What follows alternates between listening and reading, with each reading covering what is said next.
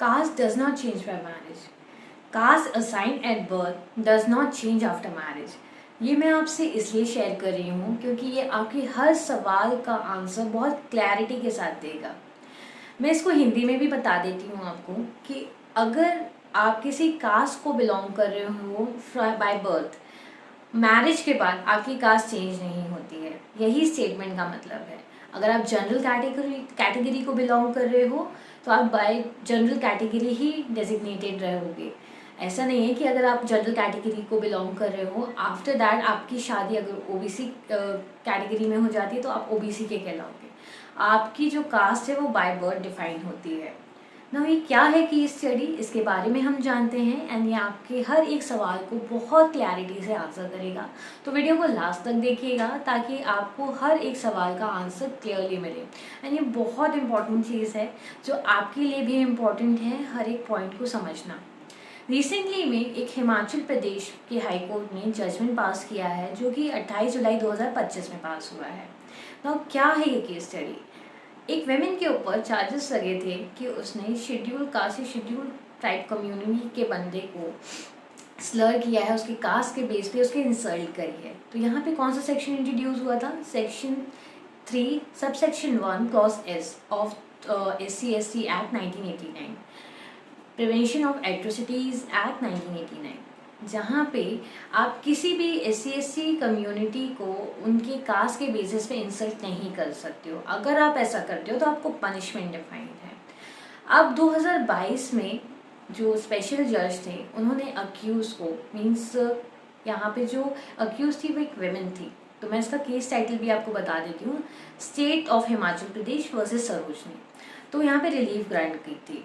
Now यहाँ पे जो अक्यूज है उन्होंने क्या इस पे ग्राउंड्स लिए थे, क्या सस्टेनेबिलिटी थी उनकी ग्राउंड्स की, इसके बारे में हम जानते हैं। तो विमेन का अक्यूज का कहना था कि मेरी जो शादी हुई है वो SC/ST कम्युनिटी में हुई है, तो मेरे ऊपर जो चार्जेस फ्रेम हुए हैं सेक्शन 3 सबसेक्शन 1 क्लॉज एस के, उसे रिमूव कर देना चाहिए। तो स्पेशल जज ने उनको रिलीफ भी दिया था इसमें। इसी ऑर्डर को चैलेंज किया गया था हाई कोर्ट में, 2022 में ये चैलेंज किया गया था।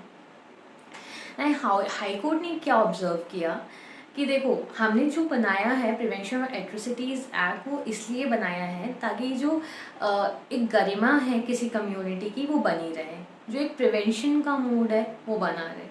आप इससे बच नहीं सकते हो। जो कार्य आपने किया है अगर वो प्रूवन है कि आपने ऐसा किया है तो इसके लिए ये सस्टेनेबल ग्राउंड नहीं है कि मेरी शादी SC/ST कम्युनिटी में हो गई है तो मेरे ऊपर ये चार्जेस फ्रेम नहीं होने चाहिए। तो हिमाचल प्रदेश हाई कोर्ट ने इसे रीइंस्टेट किया कि that a caste defined at the birth, a caste जो आपकी बर्थ से है वो आफ्टर मैरिज चेंज नहीं होती है, वरना इस एक्ट की कोई गरिमा नहीं रहेगी। ये दिया है ऑनरेबल जस्टिस राकेश कैंथला जी ने। एंड ये बहुत इंपॉर्टेंट जजमेंट है आपके लिए भी और मुझे भी आपके साथ शेयर भी करना था। तो 28 जुलाई 2025 में इसे क्लियरली डिक्लेयर किया गया है। You can not seek relief, इस बेसिस पे रिलीफ नहीं ले सकते हो कि आपकी शादी from one caste to another caste आपकी हो गई है तो मुझे इस चीज़ के बेनिफिट मिलने चाहिए। इस चीज़ का बेनिफिट आपको नहीं मिलेगा। सो आपकी जो कास्ट है आफ्टर मैरिज चेंज नहीं होती है। डू रिमेंबर दिस कि आपकी जो कास्ट है वो बाय बर्थ डिफाइंड है। आपकी कास्ट जो है आफ्टर मैरिज चेंज नहीं होती है। So stay tune with me with my channel on YouTube. आप मुझे इंस्टाग्राम एंड फेसबुक में फॉलो कर सकते हैं।